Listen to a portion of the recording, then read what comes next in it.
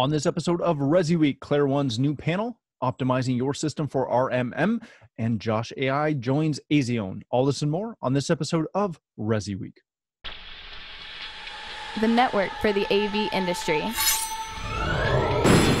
What are you listening to? This is AV. This is AVNation. This is AVNation. This is ResiWeek, episode 232. Don't be greedy. Support for AVNation is brought to you by Middle Atlantic. What great systems are built on. Welcome to this episode of ResiWeek. This is your weekly roundup of all the latest news and stories for the residential AV industry. I'm your host, Matt D. Scott for AVNation.tv, and this week we are pleased to be joined by my good friend, Mr. Richard Fregosa. He's the principal of Fregosa Design. How are you, sir? Mellow West Coast greetings sheltered in place. It's good to be here, bud. Good to see you. Sheltered again? Yeah, well, my last one over on State of Control, I actually was in an embedded location. I sounded like Bane from Batman. So, my kids are all over the I am Batman right now. So, yep. Then we have Mr. JJ Cannon, who, my apologies, sir. For some reason, I thought you had been on the show before. I don't know how we missed that, but I will take some of the blame, but mostly blame our producers for that. So thank you for being here. He is the CEO of Digital Delight. How are you, sir? Hey, Matt, thanks for having me on here from Houston, Texas, where not only is the business hot, but the temperature is always rising. So thanks for having me on. It's Houston, man. It's got to be triple digits today. Fuego, man, always. If it's not triple digits yet, it's creeping up to that. It's on its way. Guaranteed. Fantastic. Then, last but certainly not least, we have Mr. Chris Gamble. He's the technical director at Customize, coming at us from the UK. How are you, sir?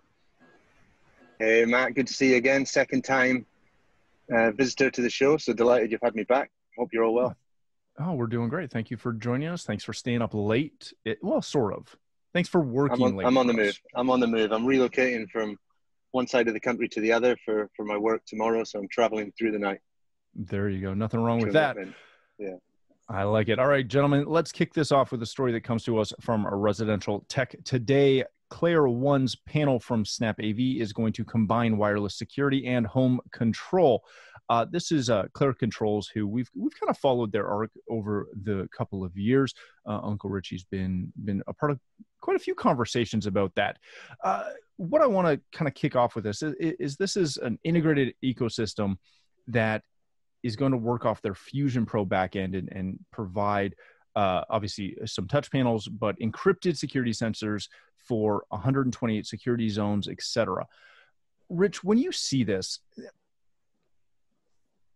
is that kind of smaller DIY-ish security side of things. What does a panel or a system like Clare One have to do these days to compete with all the other DIY panels out there? well, I mean, I think you have to remember where Claire started, and Claire's, kind of the origin was to go into production, and their goal was to provide an alternative to kind of like the on-queue systems out there, or all of the disparate services that they would get from the local security contractor, the telco, or somebody else. And, their approach was, at the time, a little more novel, which was, it was not quite the DIY, not quite the bespoke, but finding a way to be able to replicate through distribution channels. They were some of the ones that started with some of the intelligent surveillance controls. I mean, if you remember with their cameras, the security interface, and they really focused on getting in the home on that side, and then branched out to the AV side, the lighting side. And I think they just understand that the market's changed, and that there is, with their existing lines and their existing clients and the existing installations, the opportunity for somebody to stay within that ecosystem. Maybe they're comfortable with the system, maybe they're used to how it works, and it's an opportunity to expand on it, as well as come in to new developments. So when you do have 300, 400 homes that are being built on spec, and you're working with a developer throughout the country, which there's tons of them, it is an offering if necessarily the developer isn't looking to pair with a national security company or with, the local cable company. and it provides the integrators a chance to also stay with the line. I mean, it's an evolution. I mean, if you look at version 1 of where Clare was to where this is the next iteration of where they're at, and they're smart enough to be able to recognize it and say, hey, we at these price points, we need to be able to offer the same kind of feature set, and more importantly, enhanced security, which is becoming more and more prevalent every day. I mean, we're hearing it all the time about security exploits. So, they're aware of it, and at least it's not a tone deaf offering is the way I look at it. Yeah, anything that's tone deaf is a bad move these days. JJ, let me come to you with this. One of the things that I found kind of intriguing with this is that they have some of their smart home control as well with 200 custom drivers, and they really want to play nice with that DIY smart home solution, which is kind of your jam.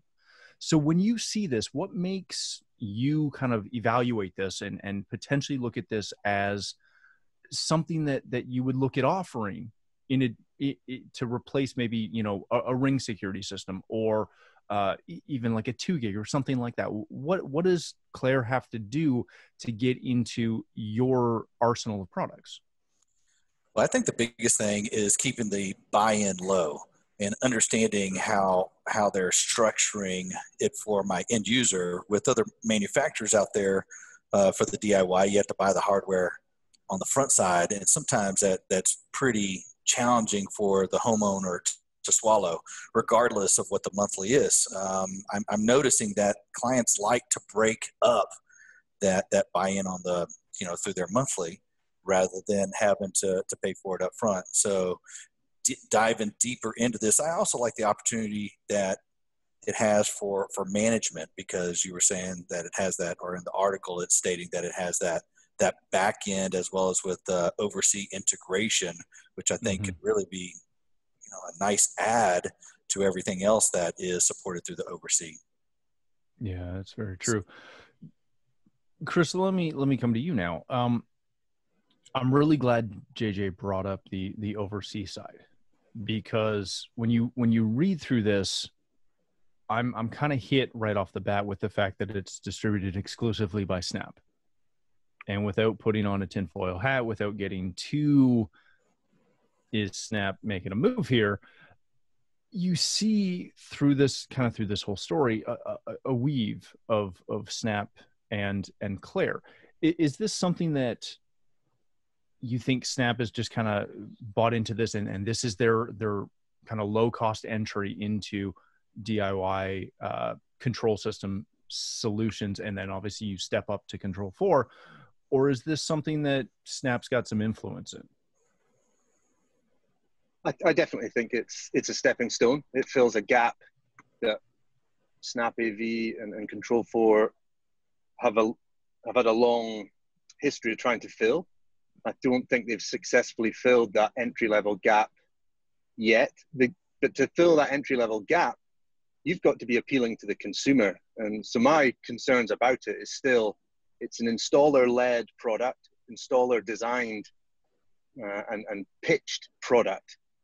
This is where I don't think the consumer is going to fall in love with it, because there's still the reliance on the integrator, the professional. It looks like the setup, the management is still installer-led. I'm not seeing enough indications that this is a consumer product that you can leave them with it, and whether they choose to opt in or out of professional support, can they live with it on their own in the way that they can live with a Ring or a Nest secure or alarm system? Can it go toe-to-toe with the true DIY? I've got concerns over that. I think it's still geared to be handheld by the pro all the way through its life cycle. Hey, thanks for watching the first segment of this week's episode. To catch the entire show, please click the link below or visit AVNation.tv. That's AVNation.tv.